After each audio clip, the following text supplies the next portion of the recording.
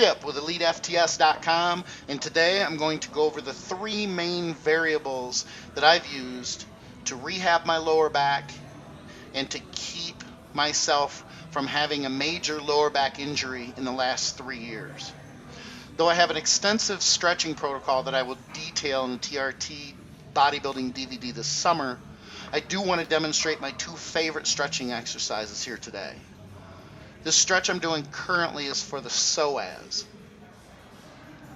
Most people, when they do the stretch, will keep the rear leg bent, but in doing that, the exercise is essentially just a really good upper quad stretch.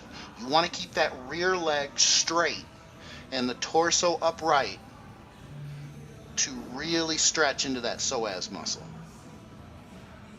Second stretching exercise I'm going to do here is for the piriformis.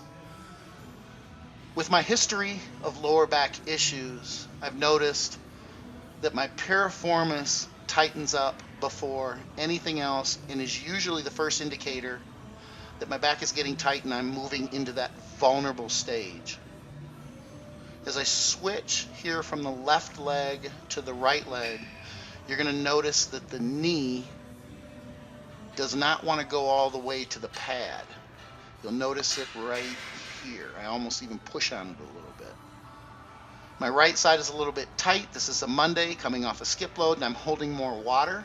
So I'm going to put more emphasis on this right leg today and increase my range of motion with each 8 to 10 second incremental repetition or 8 to 10 second stretch for sets of 8 to 10. Another variable that's important is shoe selection. Here I'm showing off my squat shoes with the elevated heel. That goes back to the philosophy of keeping the heels elevated like we used to do back in the 80s to transfer more stress to the quad and out of the hip and glute area. Here I'm demonstrating the leg press, and the third variable is hip position. You want your feet as low on the platform as you can for a leg press, but still driving through the heels, or at least balanced between the heels and the ball of the foot. You don't want that weight transferring too much to the ball of the foot.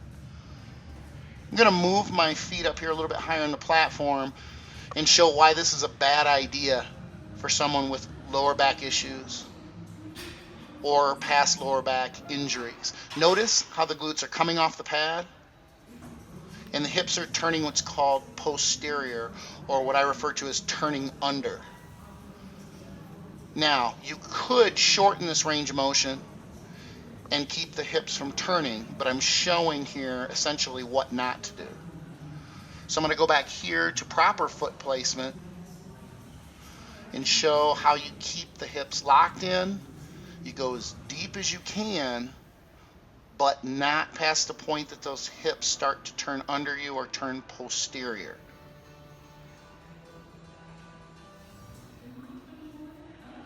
Also going to demonstrate here with a squat, but without a bar. Essentially the mechanics are the same. Now you might think that that's not a very deep squat, and that's fine. It's a safe squat.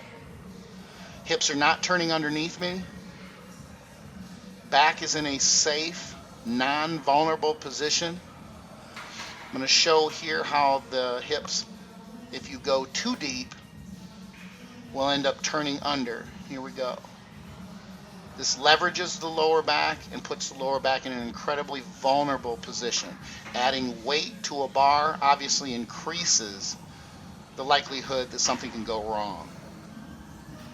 These three variables have been crucial for me, not only to rehab my lower back, but to keep my back healthy for the last 3 years, and hopefully I continue to do this for another 3, 6, 9, 12 years into the future.